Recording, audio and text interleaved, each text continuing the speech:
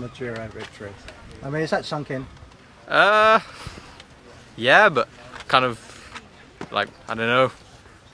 I wasn't really home for long. Or actually, I haven't been home. I stayed with my brother in Manchester, and I come straight here. So things move on. Yeah. Well, Sunday wasn't long ago. It was Saturday it finished, wasn't it? No, yeah, Saturday it finished, Yeah. and then Sunday I was travelling all day. So I've had a few easy rides since I got here. Now that stage that you won by 5 minutes, does that? We're discussing that with a few guys, and it was just, it was obviously a very special day. Yeah. Because every bike rider has. I'm sure Ethan has as well. You have those days where, you know, you can't feel the pedals. Yeah, I wouldn't say I couldn't feel the pedals, but it was like a really long, hard day, and I just came out of it the best of everyone, and yeah, I don't know. Yeah. What was as I said on Twitter the other day, that celebration, that first stage victory you had, was even better than the Liège celebration. It was just absolutely awesome. As a photographer, I really appreciate those sort of things. What does it mean to win a bike race like that? Yeah. Because obviously you mate, I'm not a good talker. You to celebrate like that. Yeah, I mean, it's just like emotion, isn't it? Like, especially when things aren't going well for a while, it's like when you do end up winning, it is like an outburst of emotion, because you can't really think about it when you're training or during the race, but as soon as you cross the line, it's like it just comes out naturally. Yeah.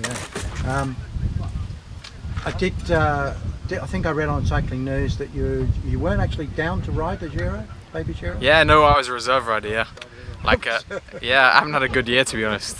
I've seen a few reserves do that. Yeah, I wasn't really having a good time. I had like COVID a few times, and I was struggling with a few different small things. A few times? Yeah, twice. Oh. Not great. No, no.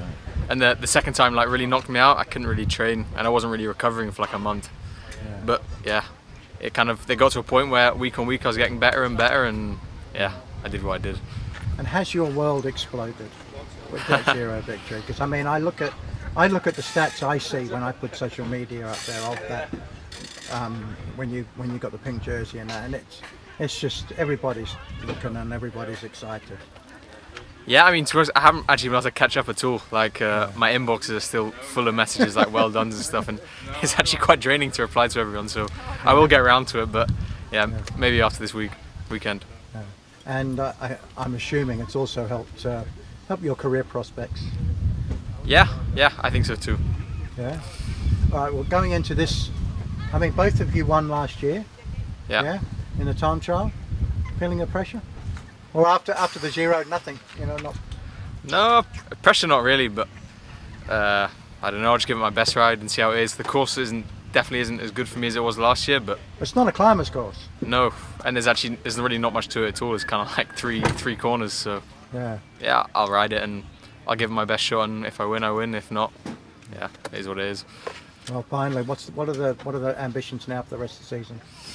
I think after this Nationals, I've got like not really a break, but more like a training block, and then I should be doing like Alsace, L'Avenir, and the Worlds. Those will be the three. Oh, but the Avenir is always a good one to do well in. Yeah. If I'm selected, which hopefully I've done enough now. So yeah. I think you've done enough. Yeah. Hopefully. And the Worlds again. If you do go to the World, say hello to Wollongong for me. That's where I'm from. Okay, will do. All right, well done.